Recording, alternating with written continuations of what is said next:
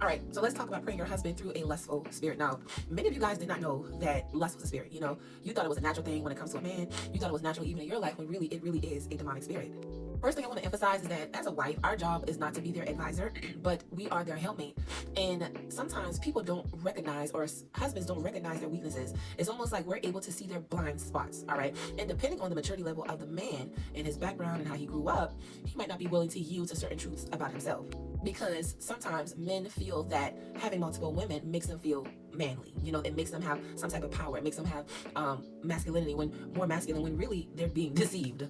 As a wife, you are going to see a lot of things about your spouse that a lot of people don't see, especially when you're standing. When you're standing and really the veil, is removed from your eyes and you see him at his core and the person that he is right now, or the things that have been lying dormant in him, you will see things that normal people will not see. And it's almost like, oh my God, who have I been married to? The thing about trauma and people, we have things that lie dormant in us if we do not get healed. All right, these things lie secretly in us, and marriage will awaken certain things. Okay, now some people, they're like, well, I'm going to marry him because I love him, but I'm going to deal with him while he still has this problem.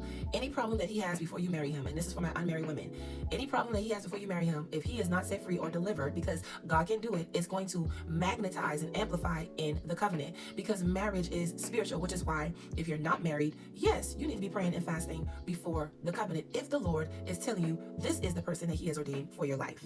Whether you're married or not married, your prayers cover him when his own strength is not enough. Think about the times where God has covered us when we were totally blind and totally ignorant of the path that we were on, until we got to a place where we were able to wake up and see, oh, I was going the wrong way this entire time.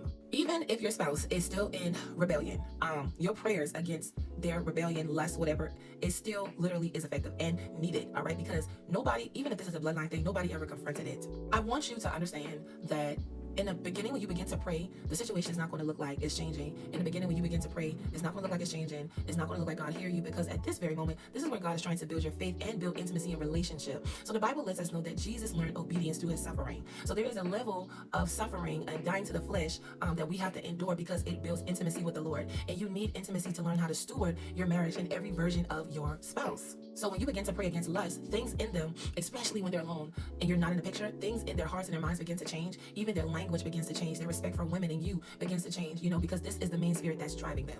Now, it can be a lot of different spirits, but in the case of lust, you want to target that spirit, if that makes any sense. Most people who have gone out with other women in a marriage, 9 times out of 10, they have a spirit of lust, because the spirit of lust makes them not satisfied with their covenant wife.